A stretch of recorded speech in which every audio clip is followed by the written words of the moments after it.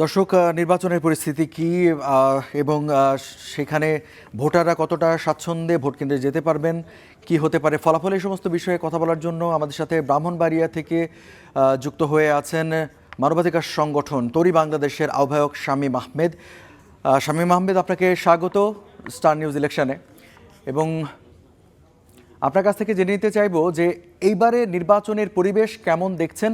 ভোটাররা কি স্বাচ্ছন্দ্যে ভোট কেন্দ্রে যেতে পারবেন বলে মনে করছেন এখন পর্যন্ত?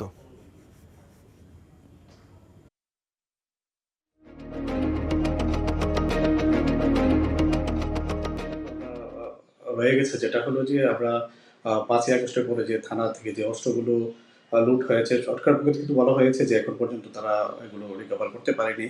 তো এখানে একটা আশঙ্কা রয়েছে সারা দেশেই, শুধু ব্রাহ্মণবাড়িয়া না, সারা দেশেই এখানে একটা আতঙ্ক থাকবে বলে আমরা মনে করছি। আরেকটা বিষয় আছে যেটা অতি উৎসাহী হয়ে যে কর্মীরা অনেক সময় দেখা গেছে যে ককটেল বিস্ফোরণের মতো ঘটনা ঘটায়। এই ধরনের আশঙ্কা আসলে আছে। আমরা মনে করছি যে এরকম হওয়ার সম্ভাবনা আছে।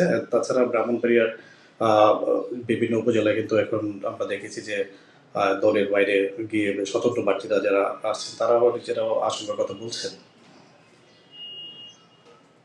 তো এখানে যদি যদি ভোট কেন্দ্রের ব্যাপারটা যদি বা নিরাপত্তার ব্যাপারটা নিশ্চিত না করা যায়, তাহলে কিন্তু এই আশঙ্কা দিন বৃদ্ধি পাবে এবং যদি এই ধরনের ঘটনা ঘটেই যায়, তাহলে কিন্তু আমাদের যে সিংহভাগ ভোটারদের সিংহভাগ যে নারী ভোটাররা আছে তারা কিন্তু ভোট কেন্দ্রে যাবেন না। সেক্ষেত্রে কিন্তু যে হারে ভোট পড়ার কথা, যদি ভোটটা ভোটের না হয় তাহলে কিন্তু নির্বাচনটা প্রশ্নবিদ্ধ হবে।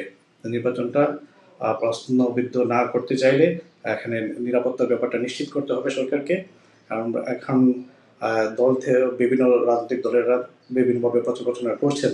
তারা নিরপেক্ষতার কথা বলছেন বা তারা শান্তি শৃঙ্খলার কথা বলছেন, কিন্তু তারা কতটুকু শান্তি শৃঙ্খলা নিজেরা বজায় রাখবেন সে ব্যাপারে যথেষ্ট সন্দেহ আমাদের আছে। তা আমাদের অনুরোধ থাকবে সরকার যেন যে অস্ত্র উদ্ধারটা যেন করে সারা দেশে, অস্ত্র উদ্ধারটা হওয়া জরুরি। এবং যে নিশ্চয়ই সরকারের কাছে বা সরকারি গোয়েন্দা সংস্থার কাছে তালিকাও আছে সেই সব সন্ত্রাসীরা যারা বিভিন্ন জায়গায় এখন ঘোরাফেরা করছেন, তাদের তালিকা তো অবশ্যই আছে। এই তালিকা অনুযায়ী যদি তাদেরকে চিহ্নিত করে তাদেরকে আইনের আওতায় নেওয়া যায় আর অস্ত্র উদ্ধারটা যদি একটু জোরদার করা যায়, তাহলে একটা শান্তিপূর্ণ নির্বাচনের সম্ভাবনা রয়েছে। জনাব শামীম আহমেদ, আপনার কাছ থেকে আরেকটু জানতে চাইবো যে নির্বাচনী আচরণবিধি লঙ্ঘন হচ্ছে কিনা ব্রাহ্মণবাড়িয়ায় এমন কোনো চিত্র কি আপনার চোখে পড়েছে?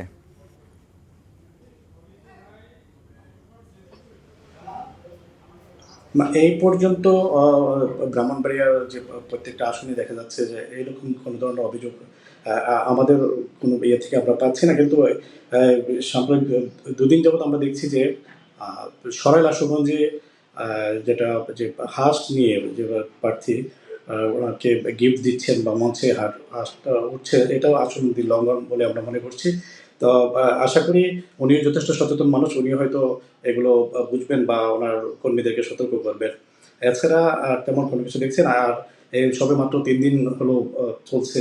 তা সামনে হয়তো আরও কিছু চোখে পড়বে, সে পর্যন্ত আপনারা হয়তো অপেক্ষা করতে হবে। তো আমরা আশা করব যে প্রার্থীরা সচেতন হবেন এইসব ব্যাপারে। কারণ নির্বাচন আচরণবিধি সম্পর্কে সরকার স্পষ্টভাবে যে নির্দেশনাগুলো দিয়েছেন, এবং এখানে সরকারের আরেকটা জিনিস ঘাটতি আছে, যে জিনিসটা হলো যে এইগুলো প্রচারণায় কিন্তু সরকার তেমন ভূমিকা রাখছে না। এই আচরণবিধির ব্যাপারটা আসলে একদম গ্রাম পর্যন্ত পৌঁছে দেওয়া উচিত। মানুষজন জানা উচিত যে কোনটা আসলে তারা করতে পারবে, কোনটা করতে পারবে না। যেমন ধর্মীয় প্রতিষ্ঠান, তারপর সন্ধ্যার পর বা ৮টার পরে যে এটা, তারপর লাউড স্পিকারের ব্যাপারগুলো আছে, তারপর ব্যানার ফেস্টুনের ব্যাপার আছে, সংখ্যার ব্যাপার আছে।